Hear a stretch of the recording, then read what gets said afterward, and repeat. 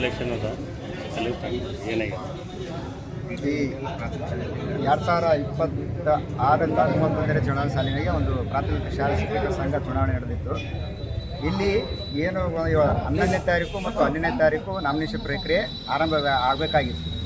ಆದರೆ ಇಲ್ಲಿ ಯಾವುದೇ ಕಚೇರಿ ಪ್ರಾರಂಭವಾಗಿಲ್ಲ ಮತ್ತು ನಾಮಿನೇಷನ್ ಪ್ರಕ್ರಿಯೆಯೂ ಕೂಡ ಸ್ಟಾರ್ಟ್ ಆಗಿಲ್ಲ. ಇಲ್ಲಿ ಚುನಾವಣಾಧಿಕಾರಿ ಕೂಡ ನೇಮಕ ಆಗಿಲ್ಲ. ನಾವು ಯಾರ ಹತ್ರ ಹೋಗಿ ನಾಮಿನೇಷನ್ ಸಲ್ಲಿಸಬೇಕು ಅಂತ ಗೊಂದಲಕ್ಕೀಡಾಗಿ ನಾವು ಇಲ್ಲಿ ಈ ಸ್ಥಳದಲ್ಲಿ ನಿಂತ್ಕೊಂಡಿದ್ದೀವಿ.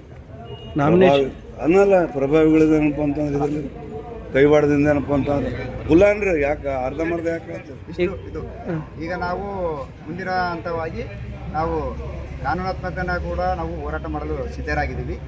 ಮುಂದಿನ ಹಂತ ದಿನಗಳಲ್ಲಿ ನಾವು ಈಗ ಲಾಸ್ಟ್ ಟೈಮ್ ನಿಮ್ದೊಂದು ಸಂಘ ಇತ್ತು ಸರ್, ಆ ಸಂಘದಲ್ಲಿ ಎಲ್ಲರೂ ಒಗ್ಗಟ್ಟಾಗಿ ಒಂದು ಚರ್ಚೆ ಮಾಡಿಕೊಂಡು ಈ ರೀತಿ ಎಲೆಕ್ಷನಿಗೆ ನಾಮಿನೇಷನ್ ಸಲ್ಲಿಸ್ಬೇಕಾದ್ರೆ ಯಾವುದೋ ಒಂದು ಮೀಟಿಂಗ್ ನಡೆದಿದೆಯಾ ಇಲ್ಲ ಸರ್?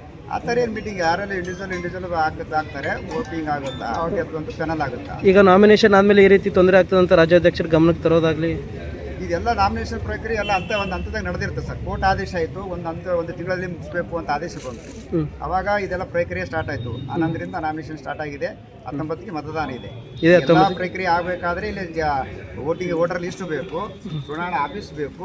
ಇದು ಯಾವುದೂ ಇಲ್ಲ ಅಂದಾಗ ನಾವು ಯಾವ ರೀತಿ ನಾಮಿನೇಷನ್ ಮಾಡಬೇಕು ಎಂಬುದನ್ನು ತಿಳಿತಾ ಇಲ್ಲ. ಈಗ ಇಲ್ಲ ಇದ್ರ ಬಗ್ಗೆ ರಾಜ್ಯಾಧ್ಯಕ್ಷರ ಗಮನಕ್ಕೆ ಎಲ್ಲರೂ ಗಮನ ತಂದಿದ್ದೀವಿ. ಫೋನ್ ಮಾಡಿದ್ರೆ ಸ್ವಿಚ್ ಆಫ್ ಆಗುತ್ತೆ, ಮತ್ತೆ ಕಾಲ್ ರಿಸೀವ್ ಮಾಡಿದ್ರೆ ನಿಮ್ಮ ಹಂತದಾಗ ನಾವು ಚುನಾವಣಾಧಿಕಾರಿ ನೇಮಕ ಮಾಡಿದ್ವಿ. ಅವ್ರಿಗೆ ಕೇಳಿದ್ರೆ ನಾವು ನಿಮ್ಮ ಜಿಲ್ಲಾ ಹಂತದ ಚುನಾವಣಾಧಿಕಾರಿ ನೇಮಕ ಮಾಡಿದ್ವಿ ಅಂತ ಹೇಳ್ತಾರೆ. ನಾವು ಅವರನ್ನ ಕಾಂಟ್ಯಾಕ್ಟ್ ಮಾಡ್ಕೊಂಡ್ರೆ ಈ ಫೋನು ಸ್ವಿಚ್ ಆಫ್ ಇದೆ, ನಾಟ್ ರೀಚೇಬಲ್ ಇದೆ. ಜಿಲ್ಲಾಧ್ಯಕ್ಷರು ಕೂಡ ಮಾಡಿದರೆ not reachable full switch off ಇದೆ. ಈಗ ಅವ್ರು ವೋಟರ್ ಲಿಸ್ಟ್ ತಂದು ಕೊಡಬೇಕು, ಚುನಾವಣೆ ಕಚೇರಿ ತೆರಿಬೇಕು, ಕೇಳಿದಾಗ ಮಾತ್ರ ನಾವು ನಾಮಿನೇಷನ್ ಮಾಡೋಕ್ಕೆ ಸಾಧ್ಯ ಆಗುತ್ತೆ.